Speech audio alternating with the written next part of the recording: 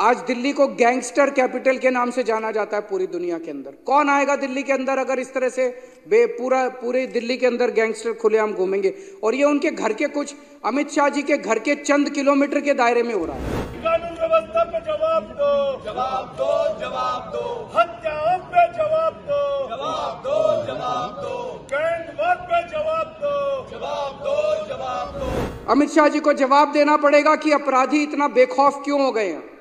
अभी थोड़े दिन पहले उन्होंने मीटिंग ली दिखावा करने के लिए दिल्ली पुलिस के अफसरों की। पिछले शुक्रवार को आए थे यहाँ पे दिल्ली पुलिस के हेडक्वार्टर पे, आके कहते हैं जीरो टॉलरेंस करना है। कहां जीरो टॉलरेंस? मैं अमित शाह जी से कहना चाहता हूं, केजरीवाल को मत रोको, क्राइम को रोको।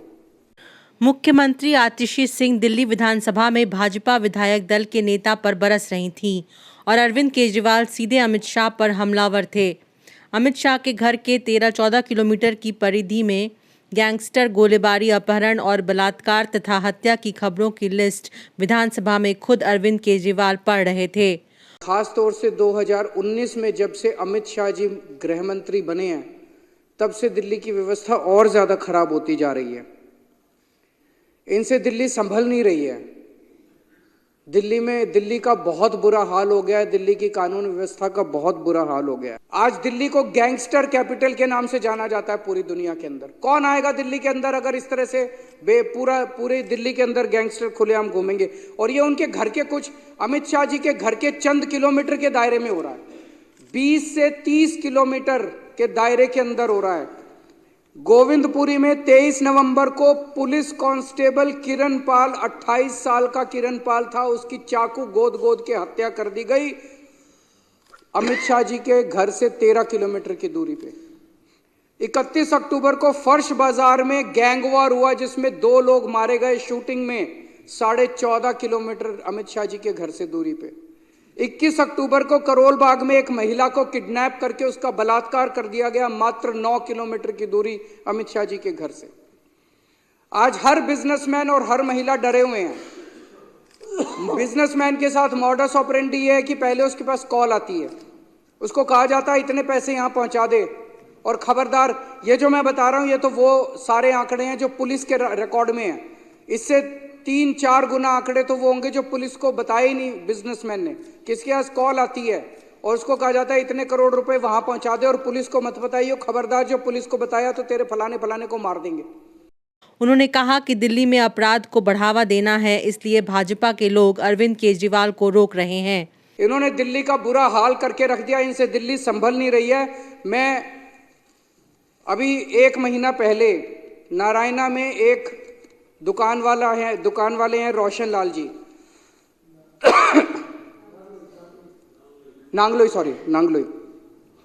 में एक दुकान वाले हैं रोशन लाल जी। उन्होंने 8 बजे सवेरे दुकान खोली और 9:15 बजे 2 मोटरसाइकिल पे सवार आए और उनकी दुकान के ऊपर उन्होंने अंधाधुंध गोलियां फायरिंग करनी चालू कर दी। मैं उनसे मिलने के लिए गया परसों। इन्होंने, बीजेपी वालों ने मेरे को वहां जाने नहीं दिया, इन्होंने मेरे को रास्ते में रोक लिया। मैं अमित शाह जी से कहना चाहता हूं, केजरीवाल को मत रोको, क्राइम को रोको, अपराध को रोको। मेरे को रोकने की क्यों जरूरत पड़ी? इसलिए जरूरत पड़ी क्योंकि ये छुपाना चाहते हैं, ये अपराध छुपाना चाहते हैं, ये क्राइम छुपाना चाहते हैं। अगर इन्होंने सही काम किया होता, क्या जरूरत थी मेरे को रोकने की? उन्होंने कहा कि दिल्ली में पुलिस अपराध को रोके, अरविंद केजरीवाल को नहीं बल्कि अपराध को रोकना है। जानते हैं कि दिल्ली की राज्य सरकार के पास पुलिस व्यवस्था नहीं है। दिल्ली पुलिस केंद्र सरकार के अधीन काम करती है, इसलिए केजरीवाल आराम से दिल्ली के अपराधों के ऊपर एक विपक्षी नेता की तरह से बोल रहे थे। अमित शाह जी को जवाब देना पड़ेगा कि अपराधी इतना बेखौफ क्यों हो गए हैं। अभी थोड़े दिन पहले उन्होंने मीटिंग ली दिखावा करने के लिए दिल्ली पुलिस के अफसरों की। पिछले शुक्रवार को आए थे यहाँ पे दिल्ली पुलिस के हेडक्वार्टर पे, आके कहते हैं जीरो टॉलरेंस करना है। कहां जीरो टॉलरेंस? अब ये भाषणबाजी से काम नहीं चलेगा। जीरो टॉलरेंस कहां? जीरो टॉलरेंस है। पूरी दिल्ली के अंदर गैंगस्टर्स का राज हो गया है। अमित शाह जी से मैं कहना चाहता हूं, ये जीरो टॉलरेंस के खोखले भाषणों से काम नहीं चलेगा। जब दिल्ली को सुरक्षा की जरूरत थी तब अमित शाह जी राजनीति कर रहे थे। जब दिल्ली के व्यापारियों को सुरक्षा की जरूरत थी तब अमित शाह जी खोखले वादे कर रहे थे। और जब हमारी दिल्ली की माएँ गैंग वॉर में अपने बच्चों को खो रही थी तो अमित शाह जी जाके चुनावी रैलियां अटेंड कर रहे थे। मैं उनसे पूछना चाहता हूं, अमित शाह जी, आप किस चीज़ का इंतज़ार कर रहे हो? कितनी और मौत के बाद आप जागोगे? कितने और व्यापारी दिल्ली छोड़ के जाएंगे जिसके बाद आपकी नींद खुलेगी? अब दिल्ली की जनता सुरक्षा के लिए किसके पास जाए? या तो आप जाग जाओ या दिल्ली की जनता को फिर कुछ करना पड़ेगा आपको जगाने के लिए। विधानसभा में मुख्यमंत्री आतिशी सिंह ने भाजपा विधायक दल के नेता विजेंद्र गुप्ता को जवाब देते हुए कह दिया कि मार्शल की बहाली वह कर दें। मुख्यमंत्री ने कहा कि वह अपनी पार्टी से कहेंगे कि रोहिणी से उनके सीट पर आम आदमी पार्टी कोई प्रतिनिधि नहीं दें। ऐसा वे तब करेंगे जब बीजेपी लेफ्टिनेंट गवर्नर से मार्शल की बहाली करवा दे। मैंने बार बार एलजी साहब को कह दिया इनको वापस लगा लो, तो एलजी साहब को कहिए वापस लगा लें।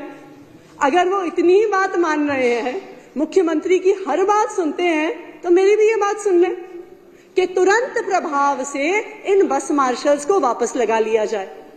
और मैं तो ये भी कहूंगी, विजेंद्र गुप्ता जी, मैं तो ये भी कहूंगी, आप एलजी साहब से ये साइन करा लीजिए, मैं अपनी पार्टी को मना लूंगी कि आपके खिलाफ रोहिणी में कोई कैंडिडेट भी नहीं खड़ा करेंगे, हम आपके लिए आके प्रचार करेंगे। ठीक है जी? क्यों? क्योंकि हमारे लिए एक सीट मायने नहीं रखती, हमारे लिए इन बस मार्शल्स की नियुक्ति मायने रखती है, दिल्ली की महिलाओं की सुरक्षा मायने रखती है। तो इसलिए मेरा आपसे आग्रह है कि आप और मैं भी आके प्रचार करूंगी आपके लिए। दिल्ली की सुरक्षा का मसला और दिल्ली की महिलाओं की सुरक्षा का मसला तथा बसों में बहाल किए गए मार्शल का मसला सत्ता पक्ष और विपक्ष के बीच ही नहीं बल्कि लोग और सरकार के बीच का मसला बना हुआ है। भाजपा विधायक दल के नेता विजेंद्र गुप्ता ने बसों में मार्शल के मामले के लिए अरविंद केजरीवाल को जिम्मेदार ठहराया। भाजपा ने आरोप लगाया कि अरविंद केजरीवाल ने खुद 10,000 मार्शल की नौकरी ले ली थी। इस तरह आने वाले महीने में दिल्ली विधानसभा चुनाव की गूंज विधानसभा के शीतकालीन सत्र में सुनाई दे रही है।